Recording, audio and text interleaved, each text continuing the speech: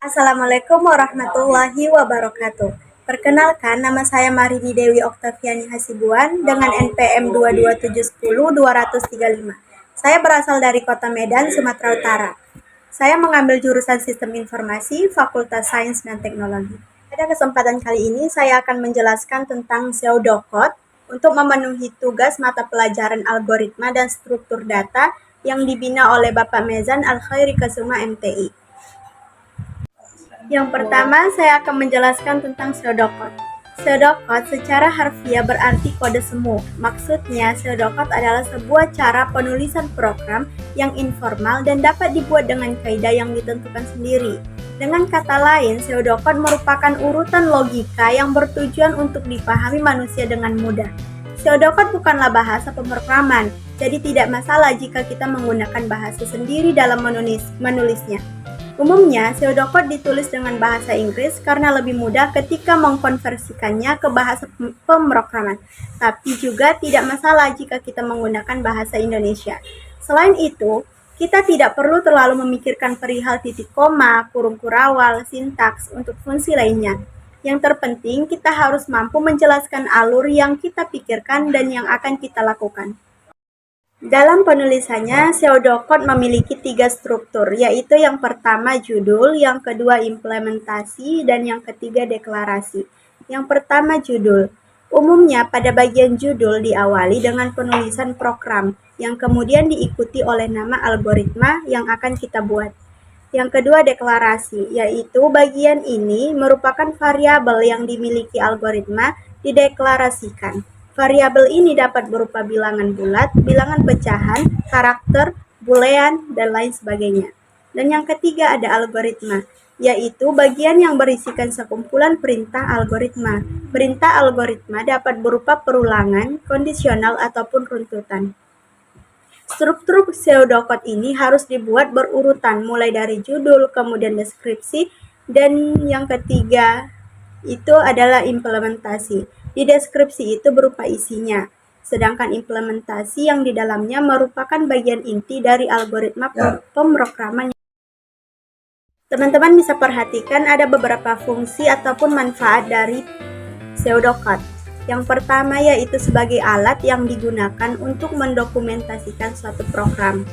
Fungsi yang kedua yaitu untuk mempermudah pengguna untuk dapat memahami cara penyelesaian masalah yang akan diimplementasikan pada program. Yang ketiga, membantu programmer untuk menuliskan algoritma dalam bahasa pemrograman. Adapun fungsi yang keempat yaitu menunjukkan gambaran kerumitan dari penyelesaian suatu masalah sehingga dapat merencanakan struktur bahasa pemrograman yang akan digunakan. Adapun fungsi yang terakhir yaitu mempermudah dalam mengembangkan aplikasi yang akan dibuat. Teman-teman bisa perhatikan ada beberapa ciri dari pseudocode, yaitu yang pertama, berisikan langkah-langkah untuk menyelesaikan masalah, namun bentuk masalahnya itu tidak sama dengan algoritma. Yang kedua, berupa tanda atau notasi atau kode penjelasan terkait cara penyelesaian suatu masalah.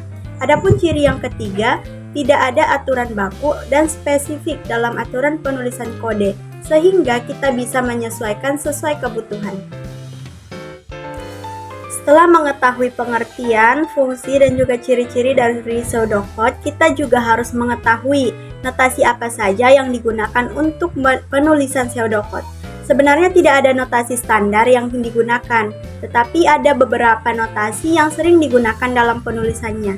Yang pertama, ada input, digunakan untuk menunjukkan proses memasukkan suatu isi variabel. Yang kedua, output, digunakan untuk menunjukkan proses keluaran yang terjadi. Yang ketiga, ada while, digunakan untuk sebuah perulangan yang memiliki iterasi awal. Setelah tadi kita mengetahui notasi dari penulisan pseudocode, sekarang kita harus mengetahui bagaimana cara penulisan dari pseudocode itu sendiri. Caranya itu yang pertama, tulis secara spesifik dan juga konsisten. Penulisan pseudocode secara spesifik dan juga konsisten ini terletak pada penggunaan huruf kapital dan juga huruf kecil. Kita dapat menggunakan huruf kapital untuk kode perintah, misalnya if, else, dan then.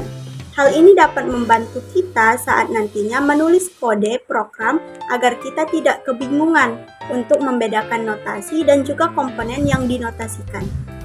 Cara yang kedua yaitu gunakan identitas. Walaupun penggunaan identitas dalam pseudocode tidak diharuskan, tetapi gunakanlah identitas untuk memudahkan kita dalam membaca notasi, seperti if, for, dan juga while. Perlu kita ketahui juga, identitas ini sangat berpengaruh dalam beberapa bahasa pemrograman, seperti bahasa pemrograman Python. Dan cara yang ketiga, buat dengan sederhana. Usahakan membuat kode semu ataupun pseudocode tetap sederhana. Hal itu untuk memudahkan kita untuk menerjemahkannya menjadi kode program. Mengenai pseudocode ini, saya berikan contoh. Teman-teman bisa lihat pada langkah penulisan dan contoh penerapan. Langkah penulisannya yang pertama ada judul, yang kedua deklarasi, dan yang ketiga ada implementasi. Di judulnya ini kita akan mencari program menentukan keliling persegi. Deklarasi, di sini ada jenisnya variabel. Nah, persegi itu kan terdiri dari sisi dan juga keliling. Nah, sisinya ini merupakan integer dan kelilingnya itu berupa real. Lalu implementasi, yaitu read sisi dan juga keliling. Kita masukkan rumus sisi kali sisi kali sisi dan dikali sisi. Lalu kemudian read ln dan yang terakhir n. Begitu pula dengan contoh penerapannya, yaitu program menentukan keliling persegi.